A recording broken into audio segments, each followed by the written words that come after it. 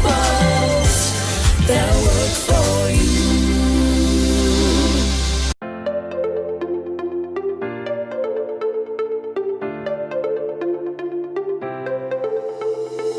On today's episode, we speak with Anthony Woodside, a blazing star in the world of finance. He's currently a senior portfolio manager at a major U.S. investment firm. Our topic, through the eyes of the investor. As a country, we largely depend on foreign direct investment for growth. However, what are the issues and objectives that the investors keep in mind? What factors determine a good investment? And are they factors that are connected throughout the world? We explore this and more right after this.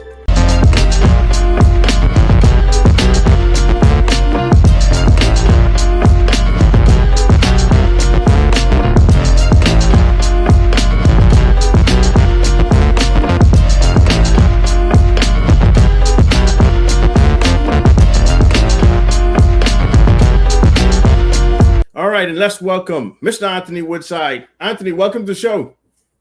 Hey, glad to be here. Thanks for having me, Adrian. Absolutely. How are you? How are things going? Doing all right. Things going well. Getting ready for winter here in Chicago now, so not looking forward to that. But other than that, can't complain.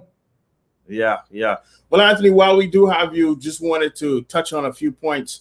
I know for us here at home, we're very, very, very, very interested in what's going on around the world, particularly as it pertains to business. But before we get into anything, just wanted you to, in your own words, kind of give our audience about your background and kind of, list some of your accomplishments. Sure. So my background, as you know, born and raised Nassau, went to school with you. So clearly that was a positive thing, learning from you from a young age. QC, then I moved to St. Anne's and then left St. Anne's, graduated from St. Anne's, left Nassau when I was 17, went to Canada for a couple of years, I did the IB program in Canada, and then I moved to the States, went to school in Philadelphia for Penn, worked in New York, London, and now Chicago. Right now, I'm a senior portfolio manager, so looking at global fixed income markets, currencies, global macro developments, things along those lines. Yeah, pretty deep stuff, and you sound very cosmopolitan all around. You've had a few stops, a few decent stops. Yeah. While we get into it, let's talk about something very topical. When the show airs, we all will still be talking about the U.S. elections, and from the context of finance, from the context of business, what are you seeing at post-election, and how do you expect markets to react given the new news? Yeah, sure. So, of course, as you know, it was a busy week. Everybody was focused on the outcome of the election, and it took a little bit longer than you generally would see. So in terms of what the market was focused in, there was this prevailing view in the lead up to the election that you would have this blue wave. So if you look at polls and things along those lines, it was suggestive of the fact that Democrats were going to win the presidency, but also both houses of Congress. And then, the initial results the night of the election provided some consternation because, Trump did really well in the initial results. So you saw the market sold off a bit, risk aversion picked up. But then in the ensuing days, what you saw is Biden gain traction here. And towards the end of the week, for example, you saw stocks perform very strongly, rebound really well. And you saw basically all risky assets started to outperform towards the end of the week when it became more clear that Biden would be the eventual president-elect. Well, now that the result is all but finalized, what's your outlook or take on what's next in terms of monetary policy, fiscal policy? Just how will markets continue to move on in the next, say, in the medium or short term? Sure. So in terms of monetary policy, I think it's going to be more of the same.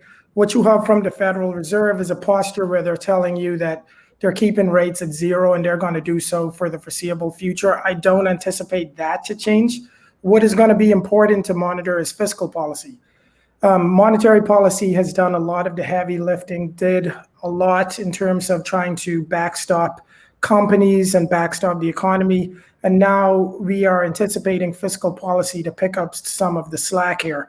So in terms of fiscal policy, there's been back and forth in Congress about a second rescue package. So what we saw was you had the CARES Act that went through earlier this summer, but the market wants a second fiscal package, and there's been a bit of an impasse between Republicans and Democrats. So what we're going to look at is, are we going to see a second package in the lame duck session here? I think that we are going to see a big fiscal stimulus package eventually. I think the economy needs it. What I can tell you right now is you've seen, the economy starting to lose momentum here, and you see restaurants again, for example, in Chicago, are being shut down. Airlines are continuing under pressure. So I do think that means that it is imperative that we get a second fiscal package, and I think that we're going to see that in the coming months. Absolutely. So obviously that package would help with propping up the economy, as you would have noted, and that's more U.S. based. Here at home, we pay attention to not just the United States, but major countries and emerging markets around the world. Just talk briefly about what you see outside of the U.S. in terms of where the economies are going. We know that coronavirus and the lockdowns have had a huge impact on output and productivity, and it's put a lot of pressure on governments. So outside of the U.S., what are you seeing? Yeah, sure. So there's been a big difference in terms of the policy response between the U.S. developed market economies and EM countries like you're talking about. So the policy response in countries like U.S. and other developed economies have been stronger than the policy response we've seen in emerging markets. And that has led to a more robust rebound, for example, in developed market economies compared to EM. The lone exception would be China. So China's response has been extremely strong. And if you look at the growth trajectory of developed market economies, EM economies, China has actually performed the strongest and has rebounded strongly. So they've led the pack, whereas other emerging markets have kind of floundered.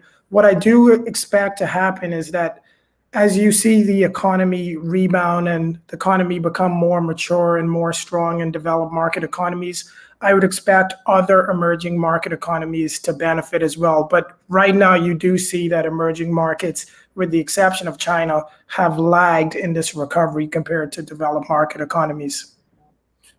Yeah, those are great points as well. The underlying question, though, for us here at home would be foreign direct investment, and what's going on, as you would have described, all kind of plays into the hand of investor appetite. Where do you see investor appetite in terms of, I know that you take a look at credits or debt financing for credit profiles, that is, for individual countries. Where do you see the ability and headroom for developing nations in the next 12 to 18 months? Yeah, so I think that the ability for emerging and developing economies to secure credit is going to improve. I think it's going to take a while. I think what we saw in the initial aftermath of the crisis was capital flight towards safer, more developed economies. And I think that was predicated more on the fact that there was this implicit trust that policy responses would backstop investors. And that same level of trust was not necessarily as pronounced in emerging market economies.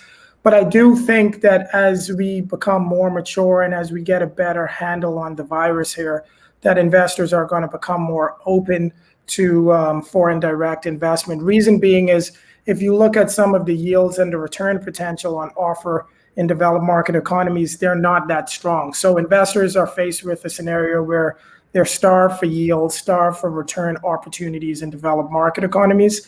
And I think as we get a better handle and a better idea of the evolution of the virus, investors are going to become more courageous, I would say, and start to look at more emerging market economies where there's higher return potential available. So let's put a nugget in that point on return. I think for us, it's a valid, I guess, inducement for any investor. You're going long on a project in, say, the Caribbean. You're going to want to ensure that the risk and reward kind of matrix kind of lines up. What kind of yields do investors look for? I mean, I know it's hard to say, specifically, each investor has his own expectations, but just generally, what's attractive? What what kind of return makes an investor say, you know what, I want to be in Bahamas or Trinidad or Brazil or Colombia or Peru? I mean, what insight can you provide for us?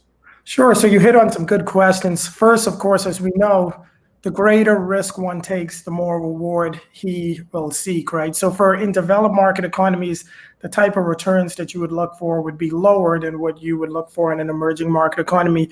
So I'll just contextualize by saying in the US right now, for example, you have the 10-year US government debt at 85 basis points. So very paltry yields when you compare it to historical norms. And then when you overlay what we're seeing in credit, in investment grade credit, we're seeing yields of around 2%, which is, again, very low compared to what we've traditionally seen. Now, you juxtapose that to the yields on offer in emerging markets and high yield, things along those lines. What we're seeing, for example, for US high yield is closer to around 5%, 5.5%. And emerging markets, you're getting around somewhere in that vicinity, and that's on hard currency emerging market debt. So when I look at what investors would be looking for to invest in emerging markets, I think you're going to be talking about that mid to high single digit type return. So I think that's where you want to at least start to contextualize before I think investors would find it to be interesting to invest. Okay, well, that's fair enough. Obviously, higher yield, the more attractive the jurisdiction is. But, one of the things that we look through and want to talk through a bit as well is currencies. I mean, currencies seem to be an attractive investment option for folks that are looking, to kind of hedge against different currency strategies. I mean, from what you've seen and what you know, how attractive are currencies, and what are some of the factors that influence appreciation and depreciation among currencies?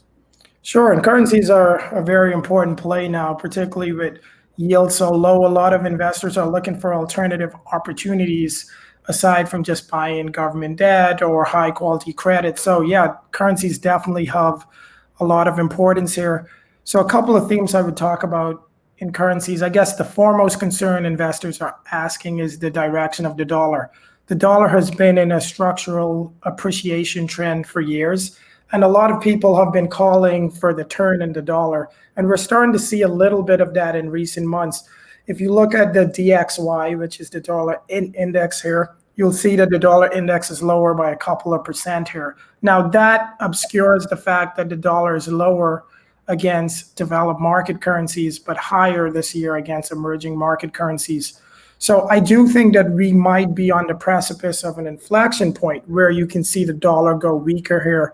And I think emerging markets might be the area to benefit because they've been so disproportionately beaten up. In terms of what people look at when they're evaluating currencies, there's a variety of things. So one, it would be the carry that you can get. For example, what yield you can get by investing in a high, like for example, a Mexican peso, what type of yield you can get from owning that currency versus the US dollar. Mexican peso has a much higher rate than the US, right? That is sitting at 0. So a lot of what we call that is a carry, the carry component of the trade. Now, conversely, the risk to the trade is that the exchange rate would move in an adverse direction for you. So you have to weigh those benefits.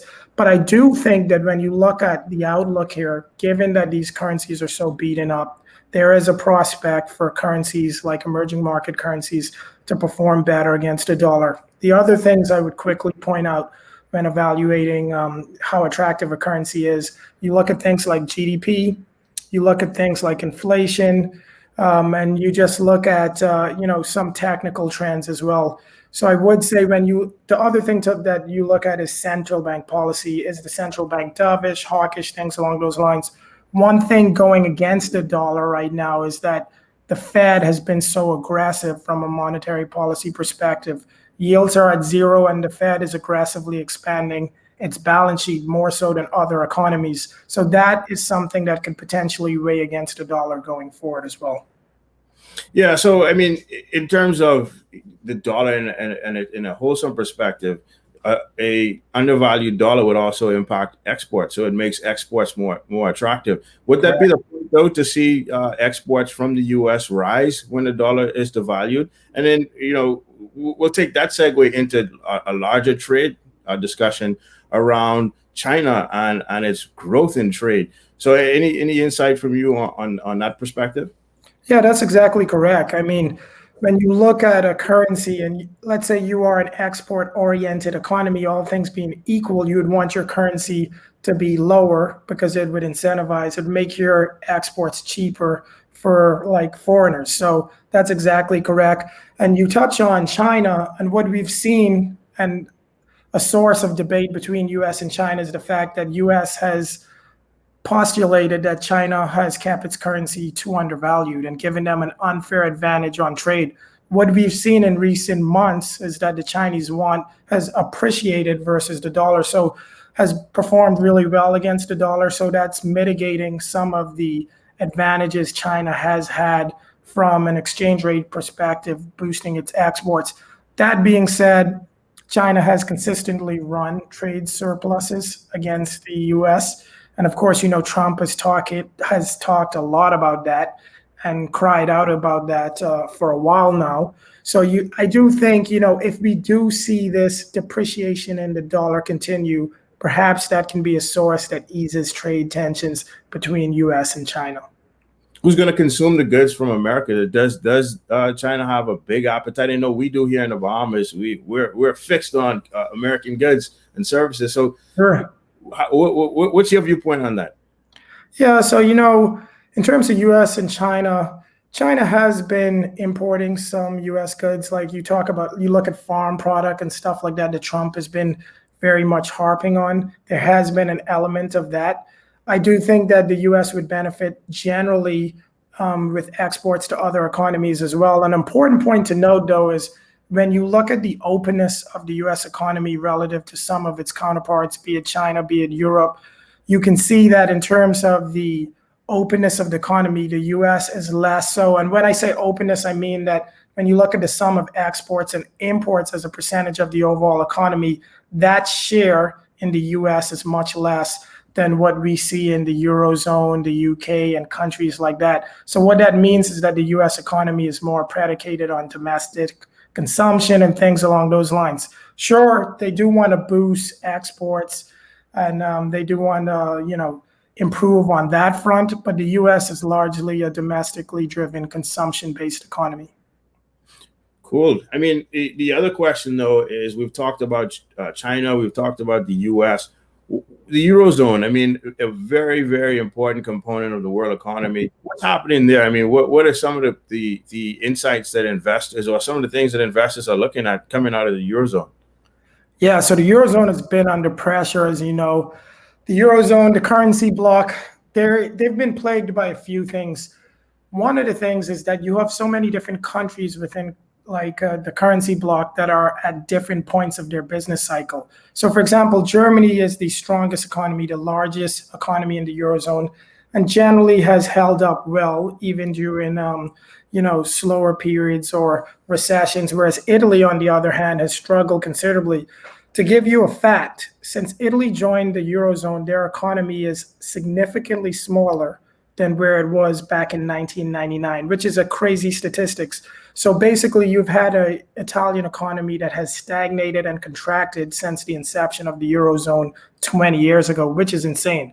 So one has to ask the question, what benefit has Italy derived from being a part of the eurozone? So that's one thing. Now, I would say one of the things that plague the eurozone is that they are a monetary union, but not a fiscal union. So that's something that's hard to achieve for some of the reasons that I talked about. If you have economies at different points of their business cycle, how do you help the weaker economies? And those are some of the questions that you ask.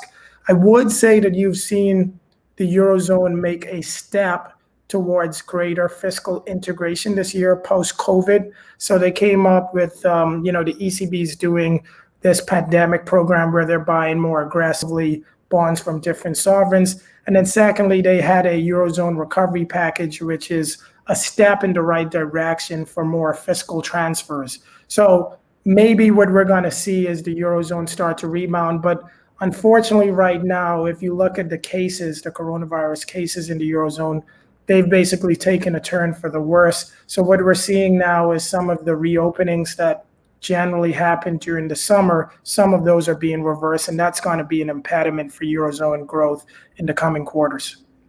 It's going to be an impediment, and it's also going to beg the question, where do we get more stimulus from? And if it's coming on the fiscal side, the burden to governments becomes even more onerous, and it ultimately rests with the taxpayer and higher taxes down the line. I mean, that's kind of what the logic may be. How do you look, though, at countries that have to now borrow at very, very high rates, historically rates that we've not seen, and debt to GDP metrics that have been, kind of out of whack? And would an investor say, I'm going to continue to add on more debt to a sovereign nation that, that may be challenged in the short term? What's the view? Is the viewpoint changing, or in light of the scenario, or what can we expect? Yeah, that's the $1,000,000 question. If you look at what's been happening from a debt to GDP perspective, you're exactly correct. There's been an explosion in debt to GDP ratios. A lot of developed market economies, for example, have debt to GDP ratios in excess of 100%. And that was largely deemed as taboo just a few years ago. But that's where most economies see themselves, even within the developed market space. So you touch on a good point. How are investors going to look at this? How is it going to impact the economy? And I would point to a few things. One is what you've seen is somewhat of a monetization of debt, in that central banks are working in concert to ensure that the yields that countries pay on their debt is as low as possible. I talked about the US yield, the 10-year yield, for example, being around 85 basis points. These are all-time lows in terms of US yields. We were lower earlier this year, but hovering around all-time lows now. And, largely that's because of what the central bank has been doing here, cutting rates to zero, buying government bonds, things along those lines. Now, I don't know if that can go on in perpetuity. So I think what's going to be very important when you look at how sustainable these debt to GDP ratios are, is what I'm going to be monitoring is how does growth basically evolve compared to servicing the debt. One of the things I would point out is you have nominal GDP, which is how fast your economy is growing, and then you have the interest rate that you pay on your debt. What you need in order to get those debt to GDP ratios down is we need to see a big gap, i.e. nominal GDP significantly outpacing the rate that you pay on your debt. That is how you get the debt to GDP ratios down. That is how you ensure that these heavy debt to GDP ratios are going to be sustainable and not crippling your economy. Yeah, no, that's very interesting points there. The idea, though, and I know I'm going to throw this question at you because growth economics is very important, and it will be a topic of discussion, serious topic of discussion. I can foresee over the next several years for a country like the Bahamas. How do you measure growth, and what do you think would make sense for a small island nation in terms of its growth capacity, or augmenting growth capacity in a small island nation? Yeah, that's a tough question, and I'll try to give my 2 cents on it. But I've thought about this a lot, and it's unfortunate because for smaller economies, we face an uphill battle. But a few things is, of course, focusing on what you have a comparative advantage in. Of course, our obvious comparative advantage is tourism. So we need to make sure that we get that right, and that we are very focused on the service aspect and making sure that tourists continue to see us as a very attractive destination. That, of course, is something that's going to be critical. And I think that one of the other things that we need to focus on is continued investment in terms of the education there. I think that we need to continue to ensure that we're like the next generation is learning what they need to learn, basically investing, making sure that we're trying to get as much technological capabilities that we need going forward, things like that. So I'd focus on tourism, ensuring that we're the best at it, particularly in the Caribbean. And I think I was home just last year and I thought things were looking great. Bahamar was doing well, things along those lines. I think we need to continue to focus on that comparative advantage, but you also need to ensure that for the youth that are coming up, for sure, that the education opportunities are there to ensure that we can try to find ways to diversify the economy. I think what we're seeing, the evolution is that IT, technological advances, things along those lines, that's the future going forward. Tourism is great, for sure, and I know our economy is predicated on that, but I would say, and I would really stress the importance of ensuring that our kids become very adept at, in a world that's going to be predicated on technological advances going forward. Yeah, no, that is absolutely awesome advice. Now, I know a lot of folks that I run into, we watch, American news, American television, and we often try to distinguish the difference between Main Street and Wall Street. I mean, in your view, what is Main Street and what is Wall Street, and how do they differ? We hear it a lot. It's part of what's being said in the vernacular. We hear it in the speeches that are being presented on the election trail. What's the difference, and why is it important? Yeah, it's a big difference, and it's very important because what we've seen is a big divide between the progress that Main Street has had versus the progress that Wall Street has had, not only in this pandemic, but back to 2008, the global financial crisis. Of course, there was a big bailout in the global financial crisis where Main Street bailed out Wall Street.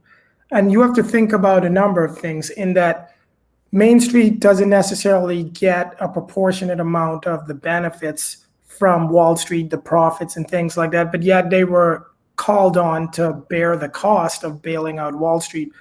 And we could see this continued bifurcation happening since 2008 in that Wall Street has done extremely well. If you look at the stock market, very outsized returns since 2008, whereas Main Street, which I would classify as small businesses, your average workers, things along those lines, they haven't done as well. And I would point to a few things on that. One I would point to is wage growth, right? That is a big barometer for how well Main Street is doing. And wage growth has been relatively muted compared to where it's been historically.